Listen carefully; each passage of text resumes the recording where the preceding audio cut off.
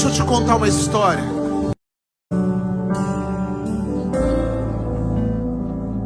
Jesus estava na mesa com 12 amigos, com 12 discípulos, pessoas que estão andando com Ele há 3 anos e meio, ouvindo dEle, aprendendo dEle, vivendo com Ele, vendo os sinais, as maravilhas, tendo a certeza no coração todos os dias que Ele é o Cristo. E nós lembramos da história e falamos Judas o traidor, mas Jesus olha para os 12 e diz: ainda essa noite todos vocês vão me trair. Lê a Bíblia, filho. Ele diz: todos vocês vão me negar. E naquela mesa está Pedro, que diz que jamais faria. E ele diz: ainda hoje, antes que o galo cante, você me negará 3 vezes. Do outro lado está um incrédulo que não vai acreditar na ressurreição. O traidor também está na mesa e ele anuncia que vai ser traído. Sabe quando? Após pegar uma bacia com água e lavar o pé dos 12, sabendo que seria abandonado pelos 12, sabendo que aqueles amigos não iriam até o fim. Depois de lavar os pés, ele diz: mas tem um que vai me trair, me entregando. Todos estavam curiosos e perguntaram quem é. Ele diz: calma, eu já vou mostrar. Ele pega um pão, representando o seu corpo, e ele molha num prato com suco, com vinho, representando o seu sangue. E esse pão ele entrega na mão de Judas. Sabe o que ele está dizendo? Esse é o meu corpo, Judas. Ele vai ser moído, ele vai ser triturado, ele vai ser humilhado. E essa é uma decisão que eu já tomei. E entregar o meu corpo por você também é uma decisão que eu já tomei. Agora, o que você vai fazer com o meu sacrifício é uma decisão sua. Sabe o que representa esse sangue, Judas? Esse sangue vai ser vertido naquela cruz. Ele vai lavar você, ele vai purificar você, ele vai revestir você. E receber do meu sangue é uma decisão sua, mas derramar o sangue é uma decisão minha. Ela não vai mudar. Não importa se você vai aceitar ou se você vai trair, o sacrifício dele foi por você. A entrega dele foi por você. O que você está fazendo com a entrega, com o corpo, com o sangue, é uma decisão tua. Mas ser o seu salvador, entregar a vida por você, era uma decisão dele. E a tua decisão, o teu comportamento não muda o caráter de Cristo. Então nós não podemos permitir que o comportamento de outras pessoas mudem o nosso caráter. Ele sai dali apenas com 3, os 3 amigos mais chegados, principais, e diz: eu preciso de vocês. Naquele momento, Jesus, 100% Deus, se torna o 100% homem e rasga o coração, bispo. E ele diz: a minha alma está angustiada. Ele está dizendo: eu estou precisando de um amigo, eu estou precisando de um parceiro, eu estou precisando de gente do meu lado. Mas chegando no Getsemane, ele diz: fiquem aqui que eu vou ali orar e já volto. E quando ele volta, ele encontra aquele grupo seleto, aquele grupo separado, aquele grupo exclusivo, tão íntimo, tão próximo, de tanta confiança, dormindo.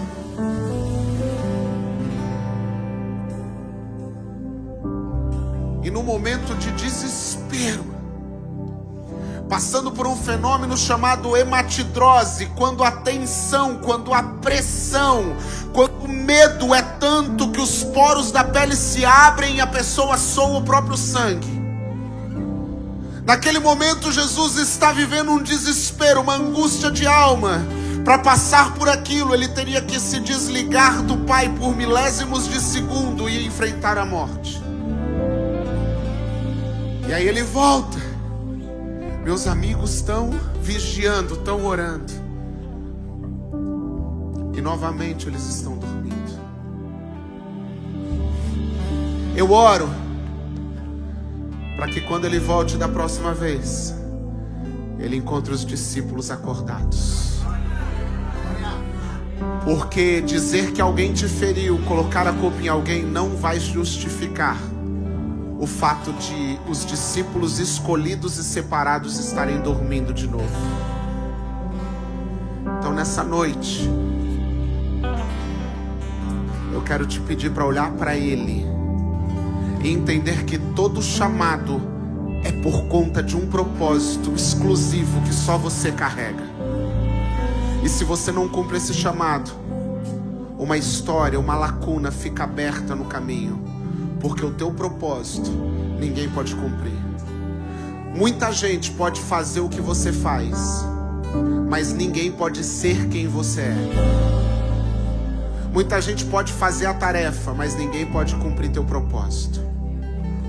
Então Jesus, fala conosco nessa noite, abre os nossos olhos espirituais, ministra o nosso coração, cura as nossas feridas, porque hoje nós saímos daqui prontos para trabalhar.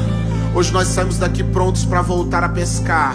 Hoje nós saímos daqui impulsionados a viver um novo tempo, em nome de Jesus. E quem concorda diz? Você pode aplaudir Jesus?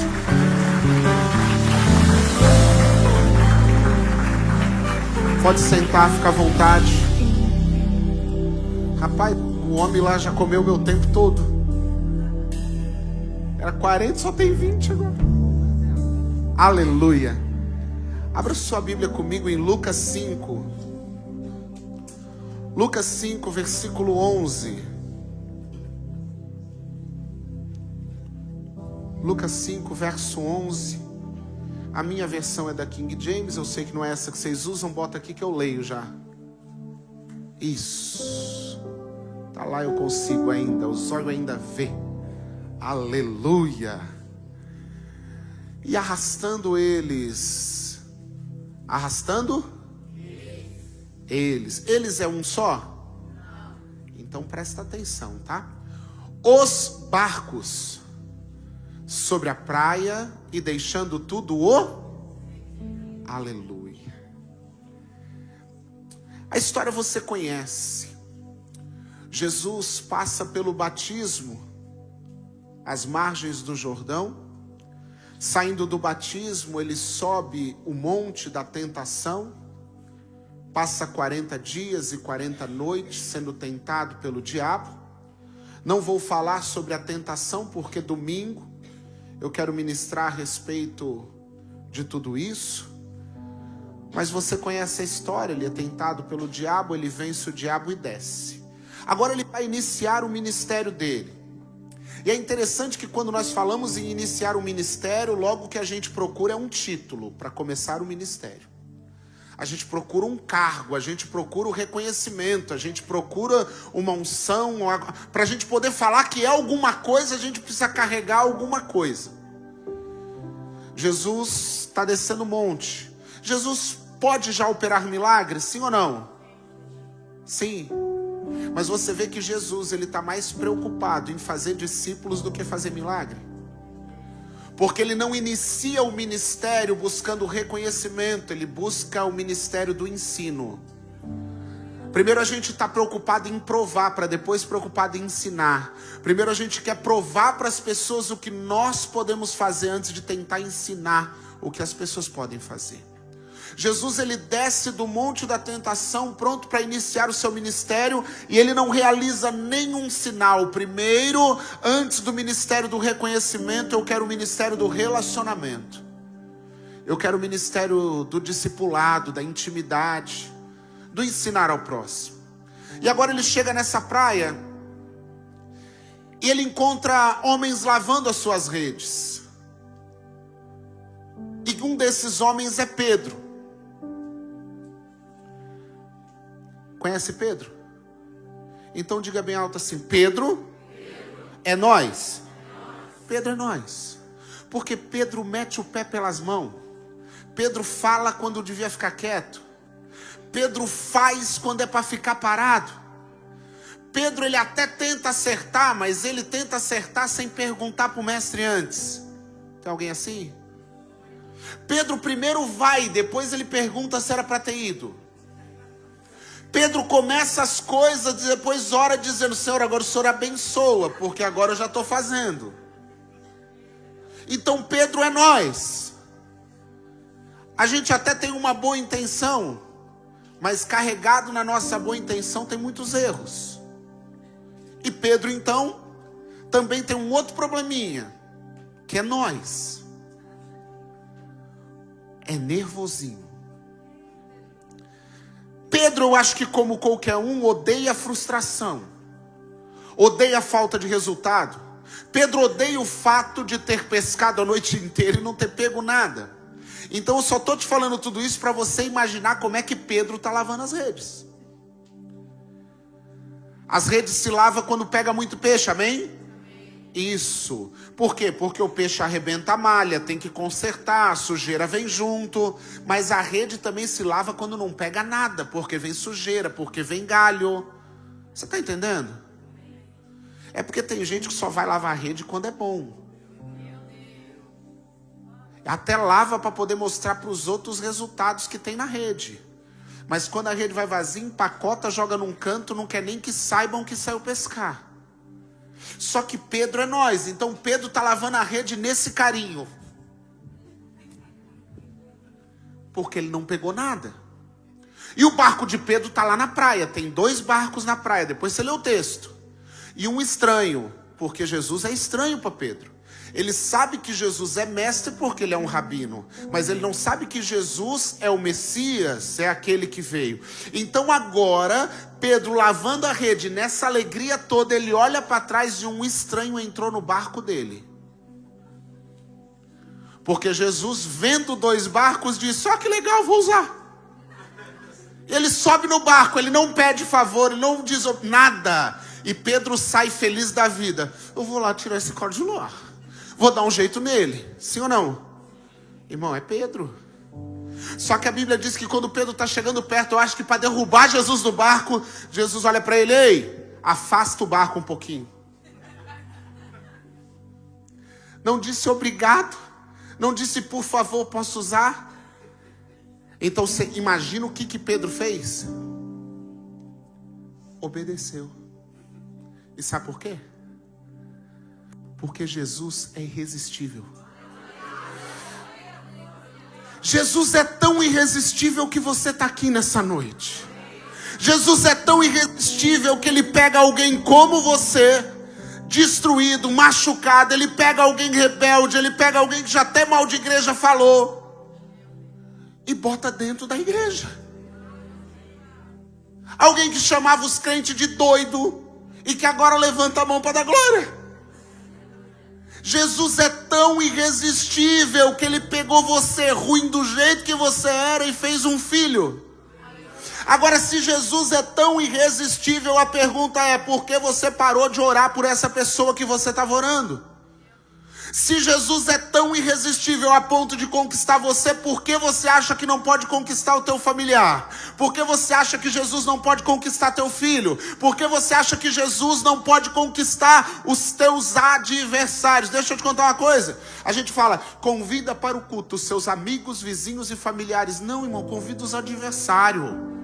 Convida os inimigos. Sabe por quê? Porque não é inimigo, não é adversário. Ele só não tem Jesus. Quando tiver, é teu irmão. É.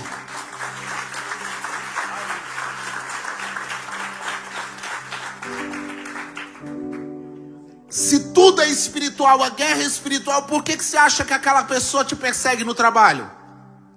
Porque a tua luz incomoda a cegueira dela. Por que você acha que aquele teu cunhado pega no teu pé? Porque ele olha para você e sabe que você é amado, e ele é louco para ser amado também e não é. Então você tem que entender que não é um adversário, é alguém que ainda não carrega o que você carrega. Porque o dia que ele conhecer Jesus, Jesus é irresistível, ele também vai ser um irmão na fé, amém? Agora Pedro chega até Jesus, Jesus diz, afasta um pouquinho. Imagina, gente, Pedro não resiste, Pedro afasta. E aqui é incrível, né? Como Jesus, como Deus te chama nos teus piores momentos. Como Deus ama nos convocar, nos chamar nos dias que nós estamos destruídos. A gente diz, Senhor, hoje eu preciso de uma oração, Senhor. Vem queria que você orasse por mim.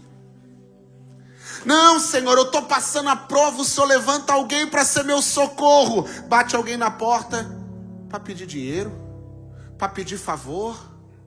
E a gente fica, não, parece que Deus está maluco. Não, Deus só está te mostrando que Ele ainda é contigo. E mesmo com os teus defeitos, você ainda é ferramenta nas mãos dEle. Deus só está te... O problema, sabe qual é? Você já ouviu falar do Louvre que tem lá na França? Eu fui lá, irmão. Eu fui lá e eu vou te falar assim, ó. Eu vi tudo aquele negócio lá, não entendo nada de arte. Aquele povo estranho olhando para uns quadros que eu não entendia nada. Meu filho pinta melhor. Eu olhava aquelas tapeçarias toda trabalhada, eu falei, isso aí é bonito. Aqueles riscos, tudo, não entendo nada. E daqui a pouco eu vi uma fila enorme. Eu sou brasileiro, irmão. Tem fila, deve ser bom. Eu não sei nem por que é. Quando eu entro, eu descubro que é um dos menores quadros que tem lá dentro. Mona Lisa. A mulher tá até meia torta. Mas é um quadro admirado, sim ou não? Uma obra-prima, e tá bom, como eu não entendo nada, né? Só... Quem pintou ela?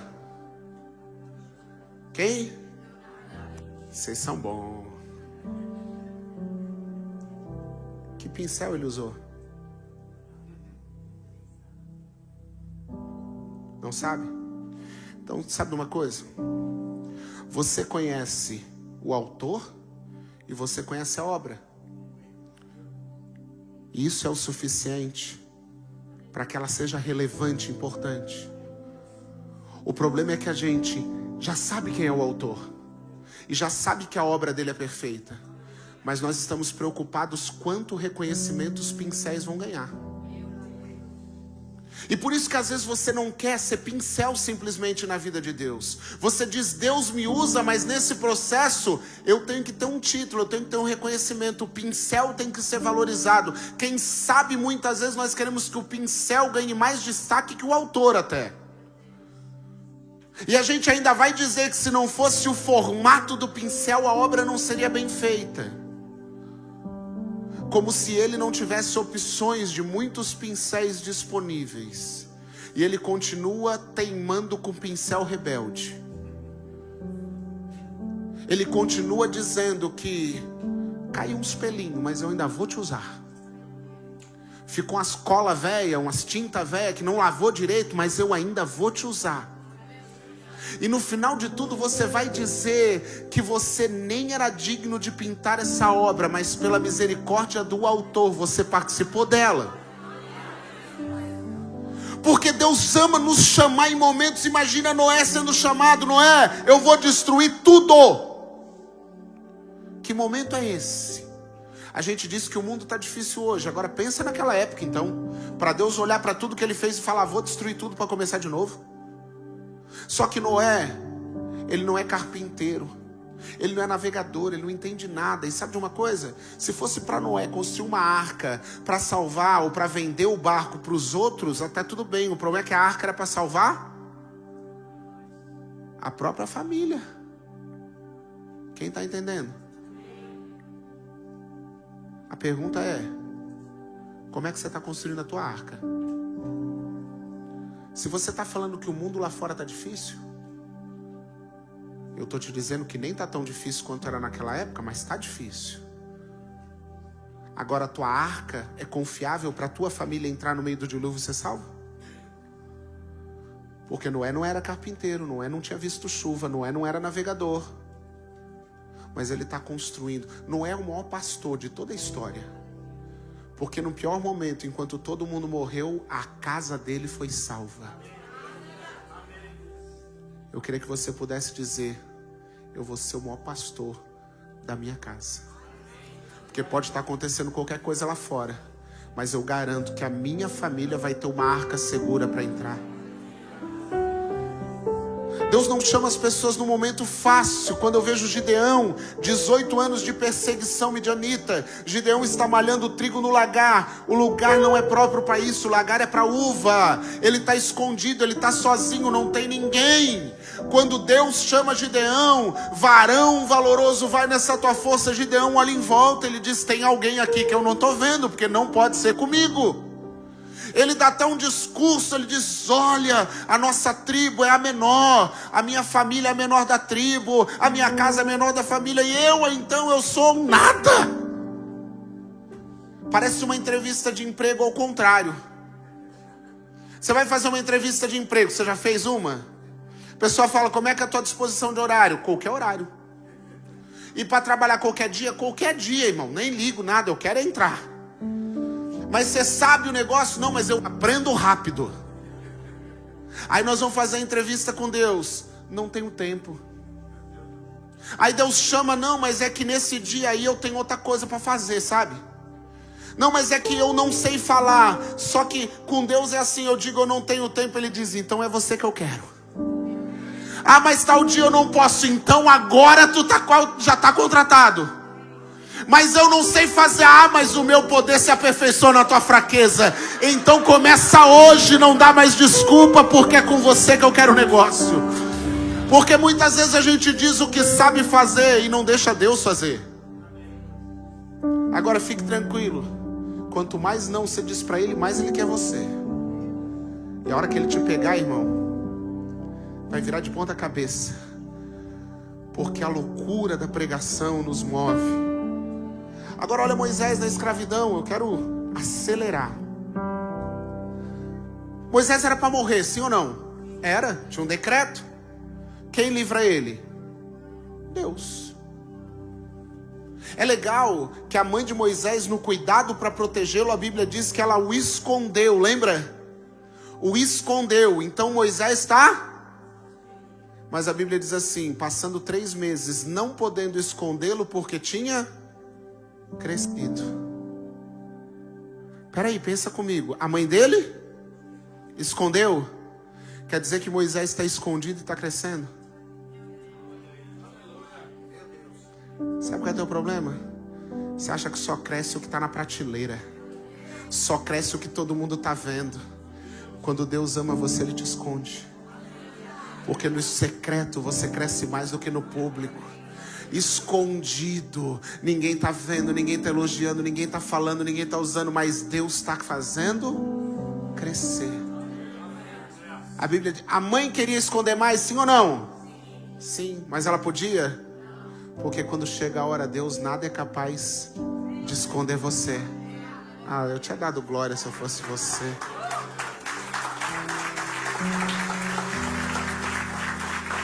Deixa eu te falar. O plano de Deus era deixar Moisés na casa da mãe? Não. Então quando chega a hora do plano de Deus ser executado, nada pode frustrar o plano de Deus. Fique escondido, filho.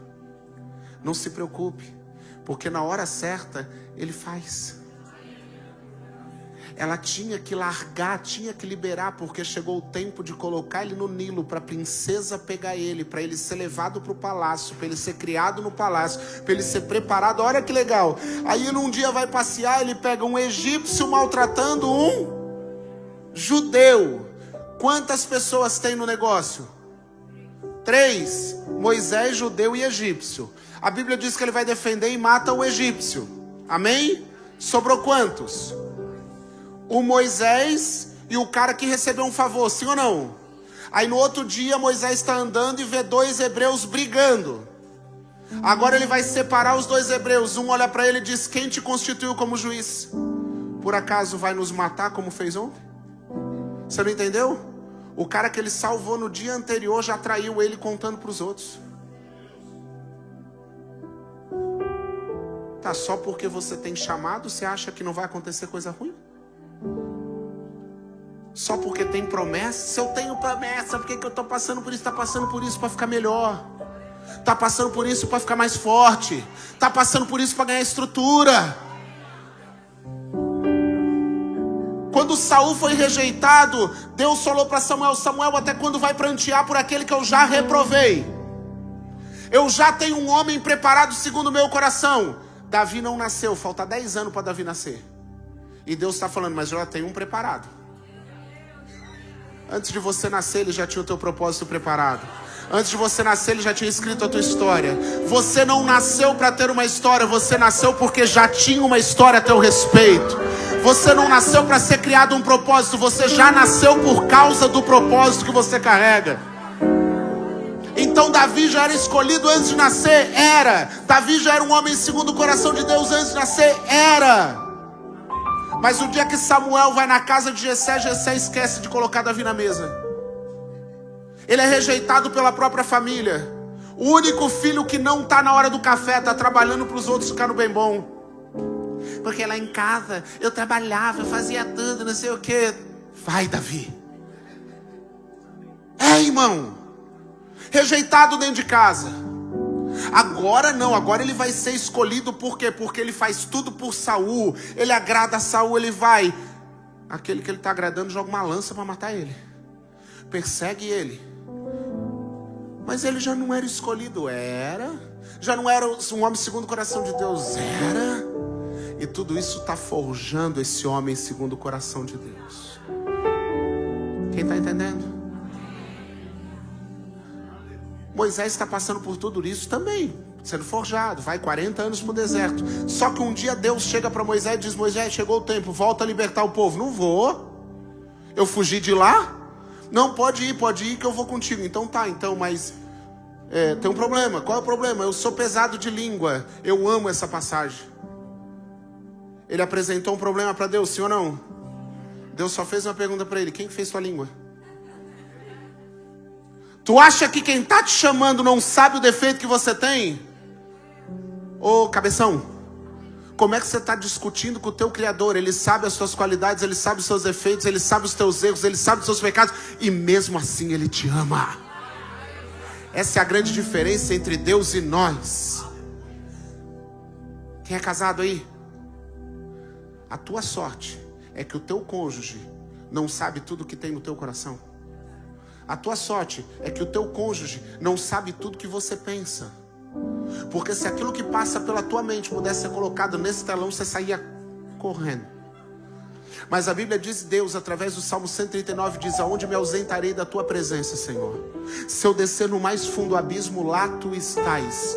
Se eu subir aos mais altos céus, lá tu estás. Mas se eu colocar a minha cama nas extremidades do mar, lá tu estás. Antes de eu falar, só de pensar, tu já conheces. Conheces o meu deitar, conheces o meu levantar, conheces o meu caminhar. E sabe de uma coisa? Ele, sabendo todas as porcarias que você pensa, tudo aquilo que você vê, tudo aquilo que você guarda aqui dentro, ele ainda diz: eu te amo.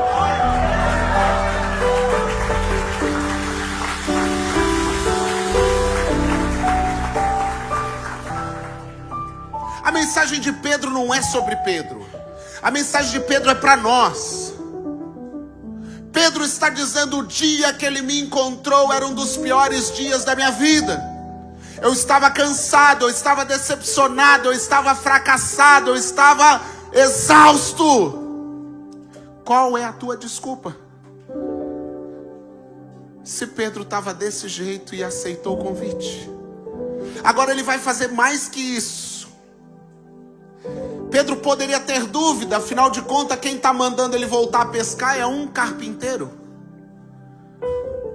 Pedro poderia dizer: não, peraí, de pesca entendo eu, que pesco aqui todo dia, tu entende de madeira. Sim ou não? Então para Pedro teria uma justificativa, eu quero saber qual é a tua. Se você já sabe que Jesus é Jesus, e quando ele te pede você não obedece. Porque para Pedro, ele não sabe quem é, mas eu já sei quem ele é. Vai mais fundo, lança a rede. A pergunta para você é: Jesus precisava que Pedro fosse mais fundo? Lançasse a rede? Não? Jesus precisava que Pedro fosse até lá para poder pegar o peixe? Se Jesus fala assim, peixe, pula no barco de Pedro, os peixes pulavam, sim ou não? Sim, irmão. Não, eu vou fazer um milagre que vai impactar. Puxa o barco para a areia. Os peixes suicidas vão pular tudo dentro do barco na areia. O milagre vai ser maior, sim ou não? Então para que ele manda Pedro ir mais fundo? Para que ele manda Pedro lançar a rede de novo? Porque não é Jesus que precisa. Quem precisa é? Era para você falar eu. Eu que preciso ir de novo nos lugares onde eu fracassei. Eu que preciso voltar nos lugares que eu fui machucado para poder liberar perdão, poder enfrentar os fantasmas. Eu que preciso é me fortalecer e encarar de novo. Por quê? Porque da outra vez você estava sozinho, agora você está com Jesus. Agora você não vai sozinho. Só que Pedro precisava, sabe por quê? Deixa eu te falar. Primeira coisa, fale comigo, obediência. Pedro vai dizer assim, a primeira frase, tendo pescado a noite toda. Pedro está dizendo, querer mesmo eu não quero. Se fosse para escolher eu não ia. Desejo nenhum, vontade nenhuma. Mas esse orgulhoso que vão tratar aqui com os casais, vai ter que aprender a obedecer. Sabe quando é que tua vida vai mudar? Quando você não querer um pai que te sustente, mas você querer um pai que seja senhor da tua vida. A gente quer chamar de pai para dizer que o pai tem obrigação de mimar o filho, sustentar o filho. Mas a gente esquece que pai tem autoridade sobre a vida do filho. Então eu preciso aprender a obedecer. Pedro deixou claro. Segundo passo, diga comigo, dependência. Pedro deixou claro que ele não queria ir, amém? Mas agora ele diz, mas sob tua palavra. Na minha habilidade não dá, na minha força não dá, mas na dependência eu sei que vai ser diferente. Na dependência vai ser diferente. Não, mas eu não vou nunca mais abrir uma empresa. Então não abre mais a tua empresa, abre a empresa dele. Você imagina comigo assim, ó, o diabo entrando na sala do trono para arrancar alguma coisa da mão de Deus? Você imagina? Então por que arrancou da tua? Porque nunca teve na mão de Deus, sempre teve nas tuas mãos. A empresa era tua, não era dele? Quem governava, quem administrava, quem tomava tudo. Olha, o diabo é ladrão, mentiroso, sim ou não? E assassino. Mas ele só pode roubar, só pode matar o que eu seguro. Deus é bom, Deus é pai e abençoador, mas ele só pode fazer tudo isso com o que eu entrego. E o que eu entrego para Deus, o diabo não pode tocar. Pedro vai aprender dependência. Sabe qual é a terceira lição? Essa aqui foi muito legal quando Deus falou comigo. Pedro vai aprender sobre estrutura. Diga comigo, estrutura. Pedro era o quê? Pescador? Sim ou não? Então diga para mim, você acha que Pedro nunca sonhou com uma pesca maravilhosa? Você acha que nunca teve na praia? Lá nós somos os catarinos. Os Catarina fala diferente assim, né? Ele deve ter chegado na praia e disse, ô rapaz, tu já pensasse, nego? Nós dá um lance de rede aqui, a rede vem lutada assim. Mas ele deve ter sonhado com isso muitas vezes. A rede cheia, a rede lotada, peixe pegando. Só que no início da história ele estava lavando a rede, consertando a rede. Agora Jesus chega no caminho dele e a Bíblia diz que ele deu o lanço de rede. Sabe o que diz? E as redes quase se... Ele tinha um sonho, mas não tinha estrutura para viver o sonho. Não tinha ferramenta para viver o sonho. Sabe qual é o problema? Deus não dá o teu sonho porque o fundamento do teu sonho é fraco. A estrutura é fraca. É como se nós quiséssemos construir um prédio de 10 andares. Não, meu sonho é construir um prédio de 10 andares. Mas como eu não tenho dinheiro ainda, eu vou fazer o fundamento para 3. E aí eu começo a construção do prédio. Quando eu construí o primeiro pavimento, tem risco. O segundo pavimento tem perigo. O terceiro tem perigo. Quem sabe até o quarto ainda era um nível de segurança. Então, enquanto você estiver no raso, na mediocridade, o fundamento que você tem é bom. Mas o problema é que se você alcançar o sucesso que você almeja, o teu castelo cai. Porque a gente está mais preocupado em aparecer rápido do que construir o fundamento direito. Pedro tem um sonho de uma pesca, mas não tem estrutura para executá-la. Ele vai lançar a rede encheu, e agora o que eu faço com tudo que eu sempre quis, que eu sempre desejei, que eu sempre pedi, mas nunca me preparei para viver? Quarta lição, diga comigo: generosidade. Por que generosidade? Porque agora o barco está cheio, a pesca está cheia, a rede, e a Bíblia diz que ele tem que chamar um outro barco para... O outro barco pescou? Quem pescou foi ele. Mas você vai ter que entender que quando Deus dá as coisas para você, nunca é só sobre você. O problema é que a igreja entrou numa rotatividade de dizer assim: eu não vou ajudar porque não merece. Você merecia alguma coisa? Eu só ajudo, bispo, quando eu sei pro que vai. É porque mesmo depois que sai da minha mão, eu quero continuar mandando no dinheiro. Eu quero saber para onde é que vai, o que vai fazer.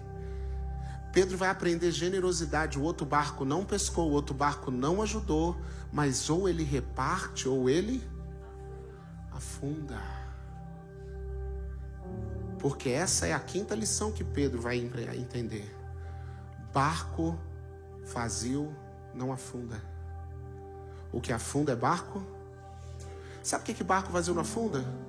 Porque toda vez que o teu barco teve vazio, você lembrava de Jesus. O problema é que você esquecia dele com o barco cheio. No dia do barco vazio você dobra o joelho, no dia do barco vazio você jejua, no dia do barco vazio você acorda na madrugada, você não falta culto. A gente troca as prioridades com o barco cheio. Eu falo sempre do banquete de núpcias, da parábola das núpcias. Você lembra da parábola? Eu vou colocar os 3 pontos só para a gente ganhar tempo. Primeiro, comprei um campo. Amém? O sonho de todo mundo. Senhor, se o Senhor me der uma casa, se o Senhor me der um sítio, se o Senhor me der uma casa na praia. Sonho de todo mundo. Ele realizou, comprei um campo. Segundo, comprei uma junta de bois. O que é isso? Se o Senhor me der um emprego, se o Senhor melhorar minha profissão, se o Senhor me der uma empresa. Sim ou não? Terceiro, me casei. Senhor, se o Senhor abençoar minha família, se o Senhor me der uma família, se o Senhor me der... Agora, tudo que Deus deu virou desculpa para não ir na núpcia. Não, domingo eu não vou no culto não, porque eu comprei um sítio. Ou é verão, vou na praia. Não, sabe o que é? Não está dando tempo de participar das coisas, porque agora Deus me deu uma empresa, eu estou trabalhando muito. Não, vocês têm que entender uma coisa, terça-feira em culto, não, tem que sair com a família. Todos os outros dias não dá para sair, só no dia do culto. Porque a gente pega tudo que a gente pediu para Deus e usa como desculpa. Aí a gente lembra dele quando? Com o barco vazio. Aí a gente lembra, não, peraí, agora eu lembrei quem que tinha me dado tudo, olha só. Amnésia. Irmão, sabe de uma coisa? Quando Jesus encontrou Pedro, Pedro não tinha pego nada. Ele está fracassado, ele está decepcionado, ele está abatido, sim ou não? Era o momento perfeito para ser chamado, sim ou não? Jesus podia dizer assim, ó, Pedro, larga tudo e me segue, tu não vai perder nada. Você não está fazendo nada, não tem nada dando certo na tua vida, pega isso aí e me segue, sim ou não? Foi o que Jesus fez? Não, por quê? Olha só, Jesus vai dar primeiro um milagre para Pedro, quem está entendendo?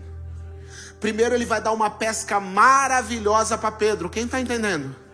Mas agora, com tudo isso, ele vai dizer, agora larga tudo. É porque Jesus nunca teve interessado em ser a tua última alternativa. Jesus deseja ser a tua melhor escolha.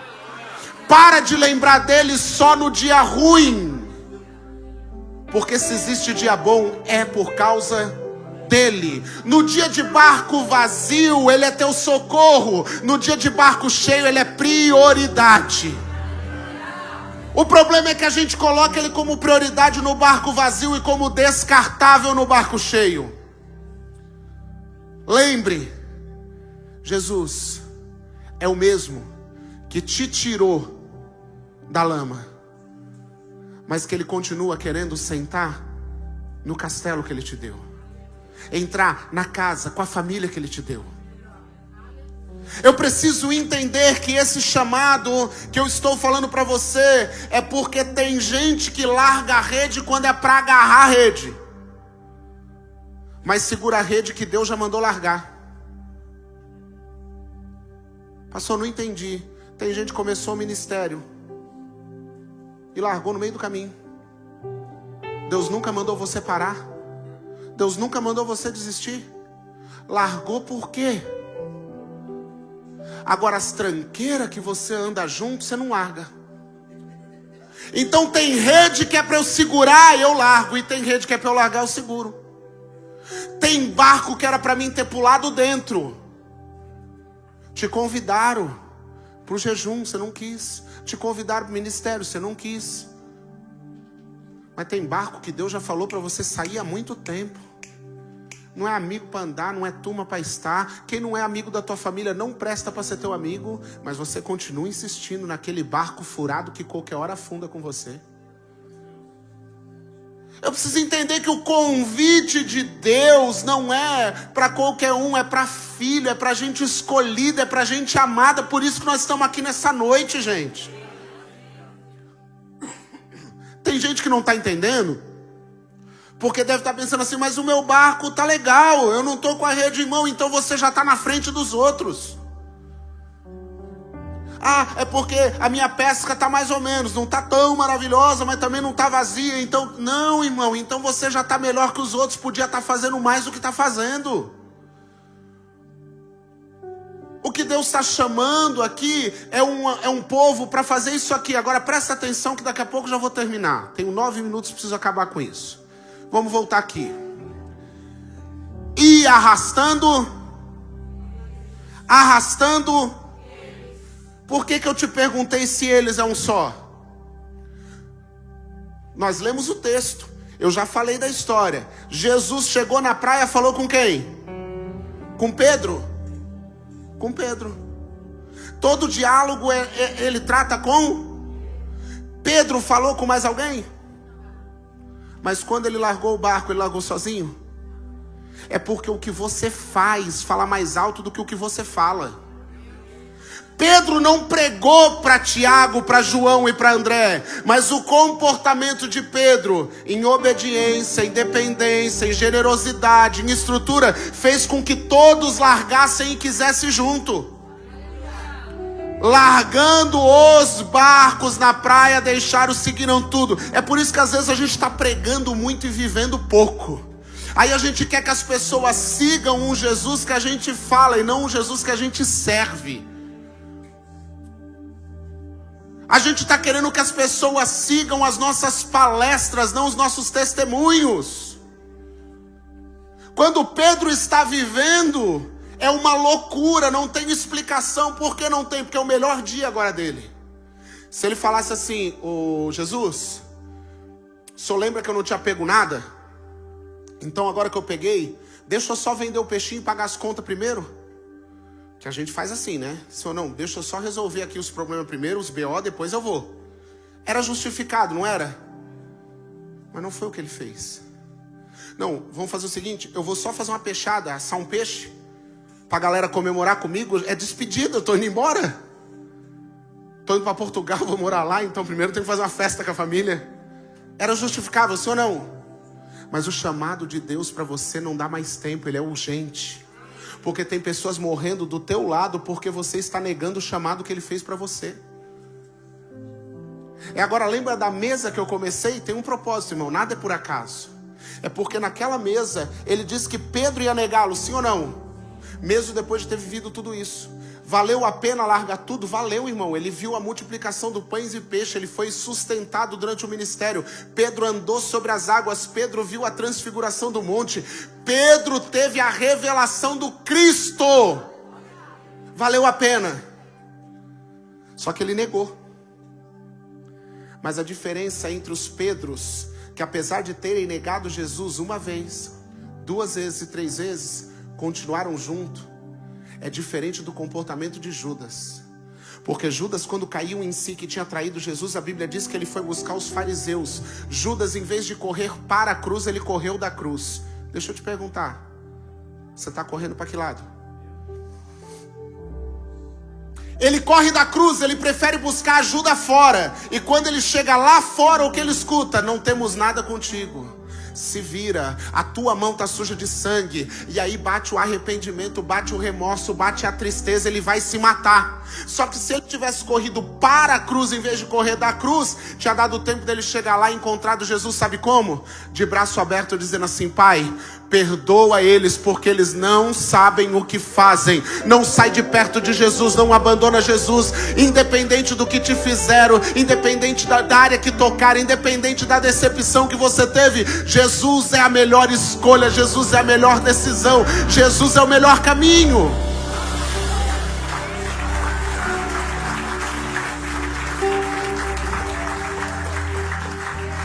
Pedro negou, mas tem um momento da Bíblia que eu queria ver, que é quando o olhar de Jesus se cruza com o olhar de Pedro indo para a cruz.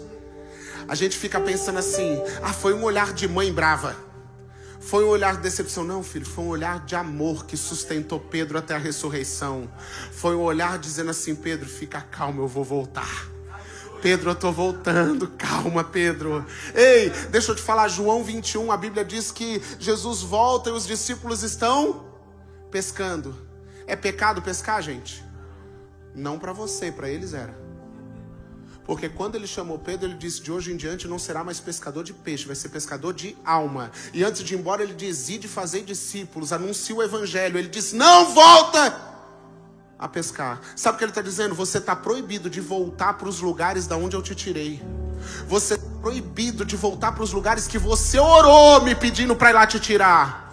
Você está proibido de voltar para aquele lamaçal onde eu te encontrei. Você está proibido de praticar o que você praticava antes de me conhecer. Antes não me conhecesse, agora que conhece tem a responsabilidade. Aí ele diz assim: vocês têm peixe aí? Eles disseram: não pegamos. Por que eles não pegaram nada? Porque toda vez que você sai do propósito de Deus, o teu resultado é nulo, é zero, é tristeza, é decepção. Ele mandou pescar ou ele mandou fazer discípulo? Se tivesse fazendo discípulo, estava com a rede cheia, mas como voltou a pescar, está com a rede vazia de novo. Mas Jesus encontra eles no mesmo lugar, vivendo a mesma história, porque Ele ama repetir os milagres na tua vida, para ver se você muda a tua atitude e agora faz as coisas direito, irmão. O mesmo Jesus que já derrubou gigante para você, derruba hoje de novo. O mesmo Jesus que te encontrou machucado, cura as feridas hoje de novo. O mesmo Jesus que te chamou perdido, te chama hoje de novo. Mas por favor, entende e vem. Mas a Bíblia diz que Pedro, quando João falou assim: é o mestre. Irmão, a Bíblia dá um detalhe que ele nem roupa pôs, do jeito que ele estava se jogou. Falou: é minha chance, essa noite é minha chance. Essa noite eu vim no culto, é minha chance. Eu vou sair nadando aqui de braçada, eu vou encontrar com Jesus lá na frente de novo. Quem está entendendo, meu Deus? É a tua chance. Jesus te trouxe para um encontro, Jesus te trouxe para um concerto, Jesus te trouxe para dizer: ei, eu não mandei parar, eu não mandei largar a rede, eu não mandei desistir, eu não mandei ficar paralisado nas tuas feridas, porque sou eu que te curo, sou eu que te capacito, sou eu que te impulsiono, sou eu que te chamo, sou eu que pego na tua mão. Ei, Pedro, lembra quando você desceu do barco? Lembra quando você andou sobre as águas? Eu estou te chamando para andar de novo sobre as águas. Mas o senhor não lembra que ele afundou? Lembro. Eu lembro tanto que ele afundou, porque Jesus estava exatamente no lugar que ele afundou, para estender a mão para ele e dizer: vem de novo que eu não desisto.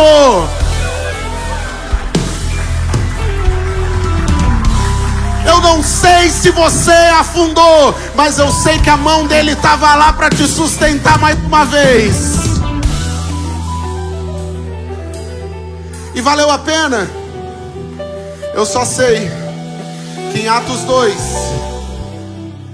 o mesmo Pedro, cheio do Espírito Santo, vai abrir a boca, e quem ouve ele abrindo a boca converte.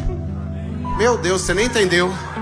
Eu não sei quantas vezes você caiu, eu não sei aonde você se decepcionou, eu não sei onde você se machucou, eu não sei quantas vezes você teve com a rede vazia, mas se você permanecer, chega um momento da tua vida que você abre a boca e as pessoas querem o Jesus que você prega, você fala e as pessoas querem mais. Quem está entendendo isso, meu Deus?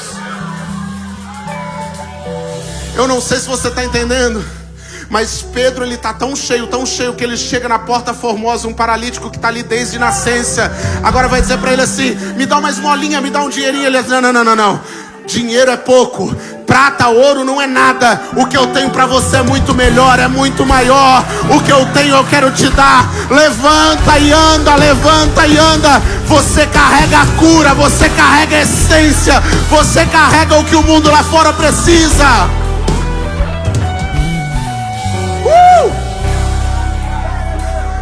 Pedro, valeu a pena? Eu não sei, eu sei que o povo ficou doido, porque aonde Pedro chegava, casal que estava brigando parava. Não, pastor, não entendi. Ele mudava o ambiente.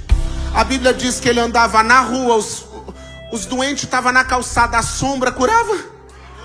Você não está entendendo o que eu estou falando? Deixa eu te falar uma coisa. Você não vai precisar nem falar. Vai ter lugar só de você chegar, as pessoas vão falar: meu Deus, se você chegou, parece que chegou alguma coisa com você. Quando você chegou, veio uma luz junto com você, chegou uma paz junto com você. Ei, você vai chegar na casa de familiar teu, casal estava brigando, discutindo, você vai chegar, a briga vai parar, o ambiente vai mudar. Pode ter certeza, irmão.